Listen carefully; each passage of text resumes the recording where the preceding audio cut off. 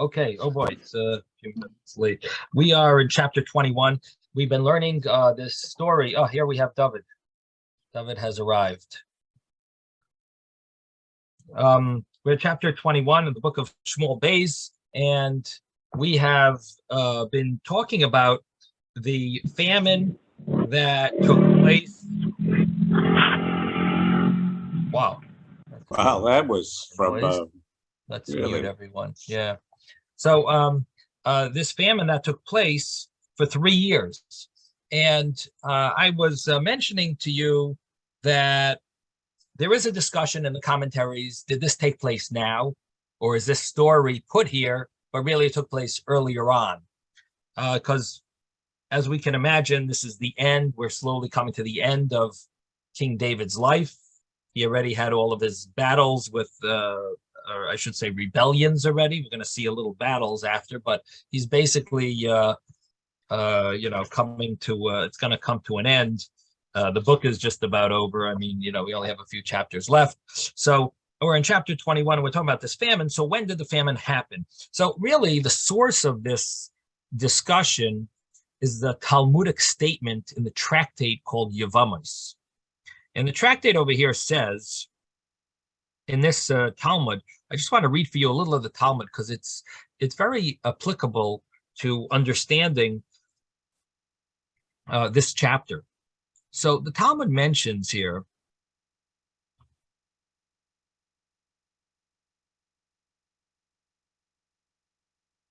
on page 78b. Rabbi Chana bar Ado says, the Nesinim, which is the same as the Givonites, David decreed that they may not enter the Jewish people's congregation, meaning they're not allowed to marry a Jewish woman. They can't marry into us, and the understanding would be the same thing would apply to a woman not marrying a Jewish man. From this group, as it says, the king called the Givonim, and he said to them, the Givonim are not from the Bnei Yisrael. And this is in our chapter, verse 2.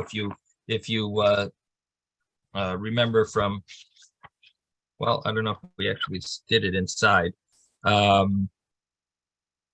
in verse 2 it mentions that the Givonites were not from the children of Israel. Now, what does it mean they're not from the children of Israel? So the understanding is that David had decreed upon them that they can't marry Jewish people. Now, why did David make this decree? The Talmud asks, because it says, and it was in the and there was a famine in the days of David for 3 years, year after year. The first year, David said to them, maybe you people are worshiping idols, as it says in the Shema. And if you worship other gods and bow down to them, Hashem will withhold the Otzar Es HaShamayim V'lo Yihi Amatar, right? We say it in the Shema, that he will withhold the heavens and won't give rain.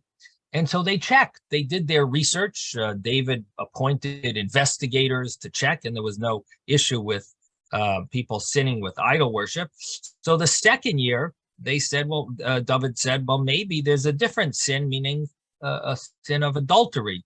And because there is a similar verse that mentions that the rains are withheld because of zina, because of because of harlotry and so on, other, sins of sexual sins. So the understanding was that that could be a cause of famine. And so they checked. So they Budku, they checked, and they didn't find. So in other words, David sent investigators to check out if there is such a issue, and there wasn't. And then the third year, he said to them, maybe there is an issue where people aren't paying their pledges. They are pledging money in public, and they're not actually giving it. And that also would be a cause for rain not to come. And it brings a verse in book of Proverbs. And so that is was a thought, and they checked. And again, David had his investigators check. They didn't find that. So then David said, this is all because of me. And he asked the Urim V'Tumim. He asked, the breastplate of the Kohen Gadol, and they came out that there were two sins. The one sin was the sin of the not eulogizing, not honoring Saul, and the second sin was that they killed the Givonim. Who killed the Givonim? Saul. So I ended off yesterday with a question. This seems to be contradictory. On the one hand, we're saying that you should have honored Saul's death with more eulogies and more respect. He should have been buried in Eretz Yisrael, not outside of Israel. There should have been more respect for Saul. He wasn't nispad kahalacha. The actual wording of the Gemara is he wasn't eulogized properly. And then the second sin is that he killed the Givonites. Now, doesn't that sound like a contradiction? On the one hand, we're saying Saul deserved more honor and you didn't give him enough honor. And so I'm angry at you. Hashem is telling the Jewish people, I'm angry at you. You didn't give Saul enough honor. And I'm also angry at you because Saul did a terrible thing. He killed the Givonites. If he killed the Givonites, then maybe that's a reason why we didn't have to honor him, right? Wouldn't that be a good answer to the first problem? In other words, Hashem is upset with us because Saul killed the Givonites, and Saul, basically was the leader, and he did this sin, and the Jewish people have to pay the price. Okay, fine. So, okay, we got to pay a price because Saul did this sin. He killed the Givonites. But is God going to tell us, well, and also you didn't give Saul enough respect when he died? I thought we just said that he killed the Givonites. If he killed the Givonites, maybe we don't have to respect him. So that's the Talmud's question. And the Talmud answers a very interesting answer. The Talmud says, as Reish Lakish says, that there's a verse in Tzefanya, seek the Lord, all the humble of the earth that have executed his justice. Where mention is made of justice to be carried out against a person, his good deeds should be mentioned there as well. So there's two words in that verse that don't seem to fit together. Po'alu sounds like good deeds. That's a Hebrew word, which we translated as executed. It's a term used for, as good deeds. And the justice sounds like he's being punished. So the Talmud is basically saying that just because you might have done something bad, terrible, you still will get rewarded for your good deeds.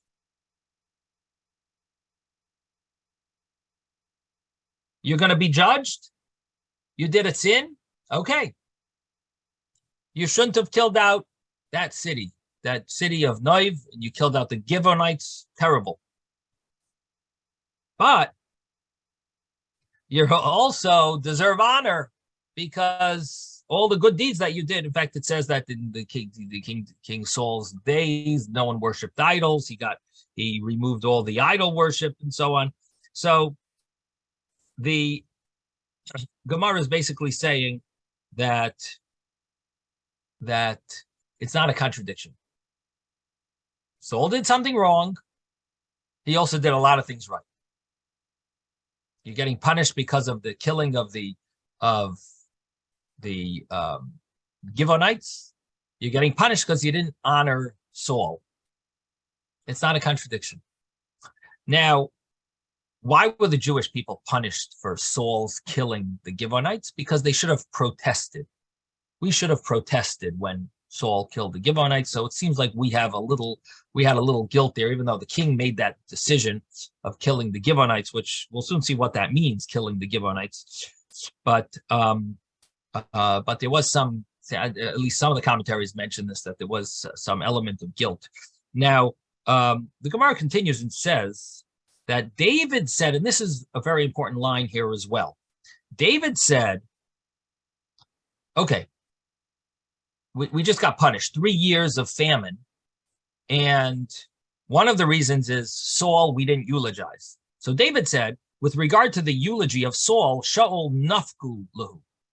With regard to the eulogy of Shaul, it's already passed. What's passed? So the Gemara says, Tresar yarchishata, 12 months of the year have passed. So you don't normally eulogize someone after such a long time has passed. People are already, the relatives have already stopped mourning. Once the 12 months passed, you don't eulogize. You don't really eulogize someone anymore. So what King David was saying was that, okay, we got punished. There's not much we can do really to fix that, but let's try to fix what we can fix. And that's the fact that David killed out some of the Gibeonites, and they are very angry at us, and we need to somehow appease them and get their forgiveness. So that's the Gemara's statement. Now, why do I say this is important for us to know? Well, we're trying to figure out, when did this famine happen? Right? That's what we were discussing. And here, David says about this thing, he just found out that the famine is because he didn't eulogize Saul. That's one of the reasons of the famine. And what does David say? Well, it's already been 12 months, so I don't know if we could really fix that problem. Now, what does that sound like? It sounds like this famine happened right after Saul passed away. Right, not passed away. He was murdered. Right after he was killed. So it sounds like the famine is way back earlier. Even though this is chapter 21, and we've already had many years since Saul died. David HaMelech has been ruling.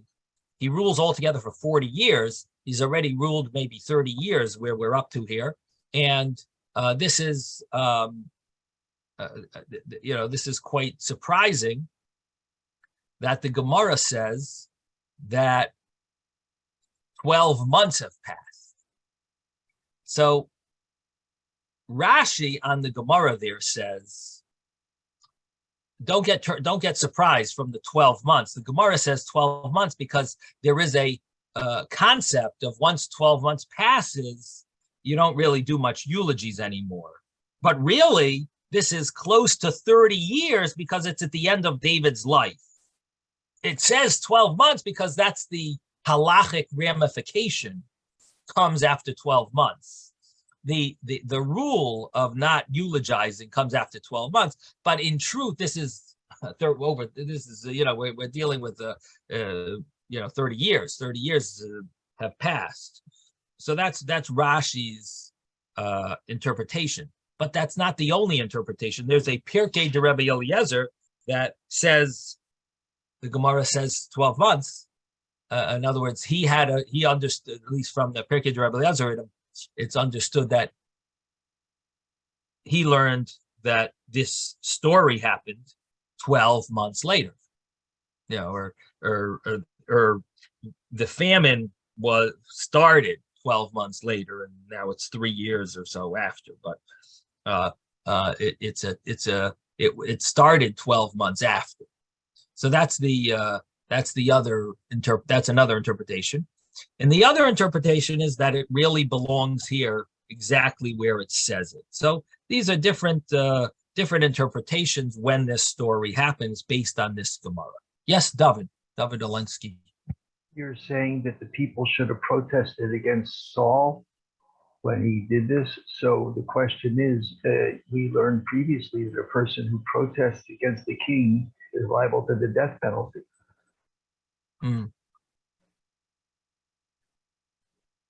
So what it seems like is that they should have done it in a way that, they should have done it in a way that wasn't considered rebellious.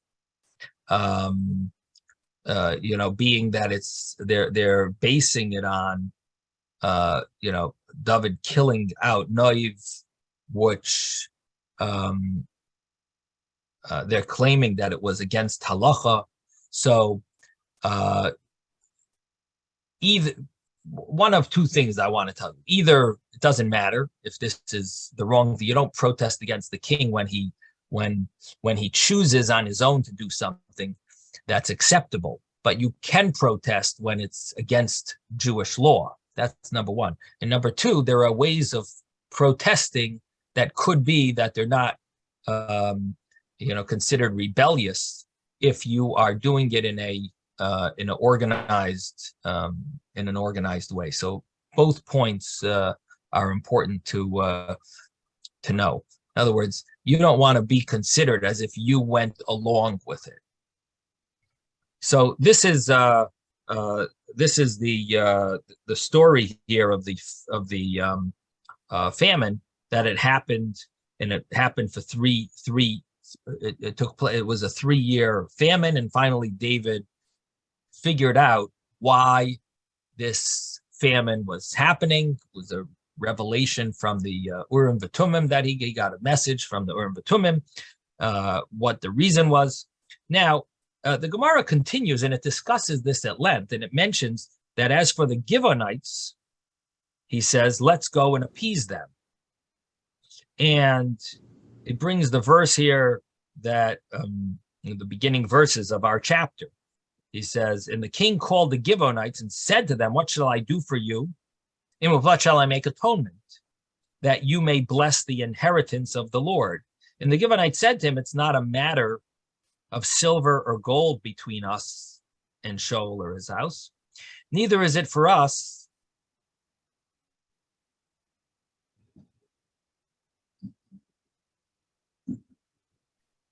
to put any man to death in Israel. Let 7 men of his sons be delivered to us, and we will hang them up to the Lord. So this is what they're going to be requesting. We're soon going to read it inside, but they basically want that there should be they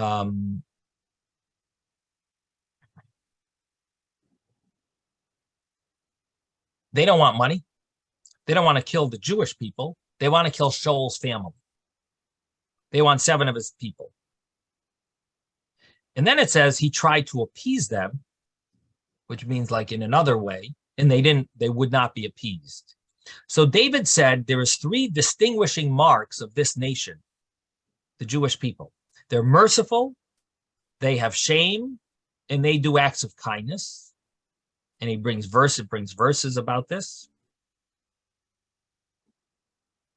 And whoever has these 3 distinguishing marks is fit to cleave to this nation. But those that don't have these marks, these qualities, they're unfit to be part of the Jewish people. And so when David saw that they refused to be appeased and they wanted blood, they wanted death to Saul's family, David said, you know what? You can get what you want, but you will not be allowed to marry into our family.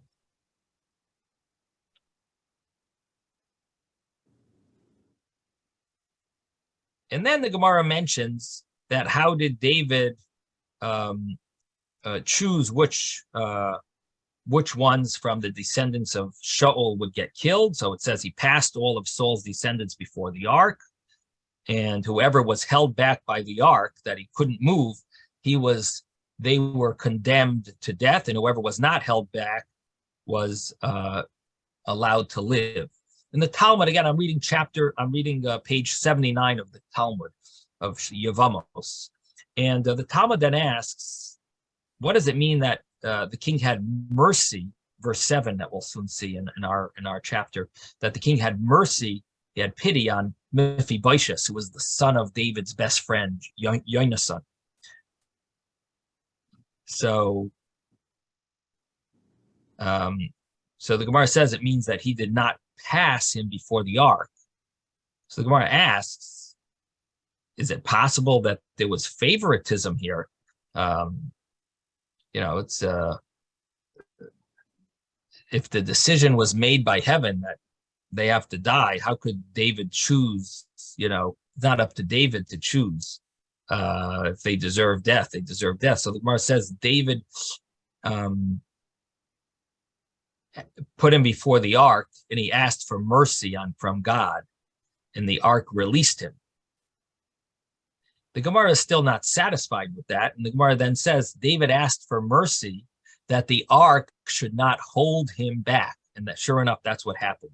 So David davened for this child, Mephibosheth, and the reason he davened for him was David's best friend was Yonasan, and he had promised Yonasan that he would take care of his kids, and so David did not want to cause the death of Mephibosheth. Now the Gemara is very uncomfortable with this whole story, and the Gemara says, "What? So we're going to put to death these children because of what Shaul did? Because these idiots, the Givonim, refused to be appeased? We're going to kill their kids? Does that make sense? Should the kids die on account of the parents can't die for kids? The kids shouldn't die for the parents. You don't put to death a child because of a parent." And the Gemara says these kids didn't sin. So the Gemara says that it's better to uproot something from the Torah, literally it means one letter from the Torah, than to desecrate God's name in public. And so the Givonites that were killed was a desecration of God's name. And so in order to remove that desecration of God's name, it was allowed to kill the kids of Shaul in order to remove that desecration. This is also a very important point that needs to be, thought about as we're going to be learning this chapter.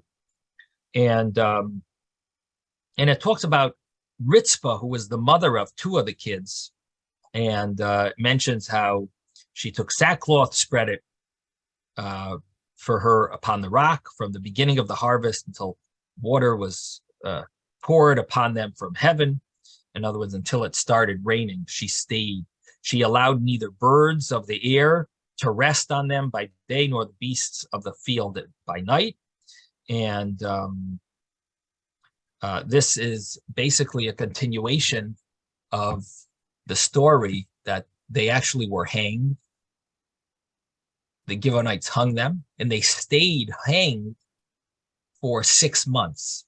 And the Gemara is basically leading up to this question of, isn't there a prohibition in the Torah not to leave someone hanged overnight? And his body shall not remain all night upon the tree. There is a prohibition. And the Gemara answers the same point, that it's better that you should not better to transgress a law, a letter, literally a letter from the Torah, than to cause a desecration of God's name in public.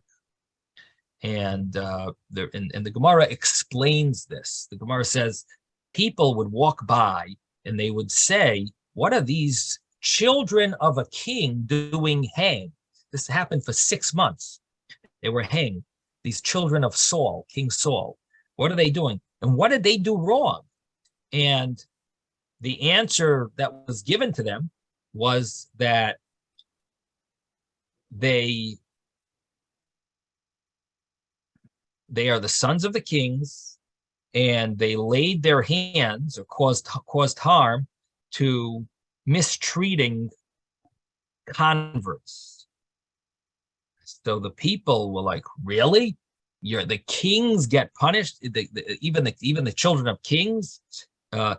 People would say, "There's no nation like you that would be so appropriate to connect with. If this is what happens to the children of the kings, how much more so would they be exacting punishment from a regular individual? Even the kings don't have some type of of exemption. You would think that they're like free from this type of punishment. If the kings get punished like this, how much more so do we hold every individual responsible?" And in addition to that, if this is what happens for them, like mistreating the Gerim, the converts, imagine what the punishment would be if they mistreat another Jew. Now, immediately, it says 150,000 people joined the Jewish community. They became Jewish. They converted. And it talks about the numbers. It's based on a verse. And there was basically this large group of converts that came. And just to conclude, the Gemara ends off here saying, did David really make the decree that this group of Gevinim cannot marry the Jewish people? Didn't Moses make such a decree? So the Gemara answers that Moses issued a decree in regard to his generation. David decreed for all generations. And then the Gemara says, what about Joshua? Didn't Joshua make this decree when they tricked Joshua, which we spoke about yesterday? They tricked him and claiming that they are from a faraway land, and they weren't. And the Gemara says that Joshua decreed upon them as long as the altar, the temple, was around, and David decreed for all times. And that's basically the conclusion of what's applicable to our chapter. So what we see here is that this was an issue. We see a number of very interesting things. Number one, we see that we are, on the one hand, claiming that Saul did a sin, and on the other hand, we're claiming that we should have eulogized him more. Very unique concept where we see that Hashem doesn't withhold reward from anyone. If they deserve reward, they'll get rewarded. If they deserve punishment. We also see this understanding that you could be like a tzaddik, even though Saul did this terrible destruction of the city of Nov. We also see that for some reason, and even though the verse doesn't tell us anything about this, but somehow Saul killed the Givonim in the city of Nov. The verse tells us about killing the Kohanim, the priests of Nov, but the verse doesn't really tell us about the killing of the Givonim. The Kohanim, yeah, they killed the Shaul got Doeg or Domi to kill the Kohanim. He killed the Kohanim in Nov, but in the verse it doesn't tell us that he killed the Givonim. Now, the understanding is that he caused them to lose their livelihood. Their entire livelihood was based on serving the Kohanim. When Shaul killed the Kohanim, so he caused them to lose their entire livelihood, and that basically was considered that that he caused their death. And what we're seeing here is that how important it is not to infringe on someone else's livelihood. That we consider David guilty, Saul guilty of causing them to die by not providing them, by not arranging for them to have some type of livelihood. We also see how Hashem is very concerned about the Chilul Hashem that it made, and that Kiddush Hashem is such a powerful mitzvah. And to the extent that even some of the laws were pushed aside in order to create a Kiddush Hashem. I do want to get your questions. I see Ezra has a question, and I think someone else had a question. If it's short, maybe we could answer it. I don't want to take up too much of Rabbi Wernick's time. Yes, Ezra. Ezra? No, actually, I've forgotten my question, so Okay, don't worry. No problem. Okay. Okay, Rabbi Wernick, you're on.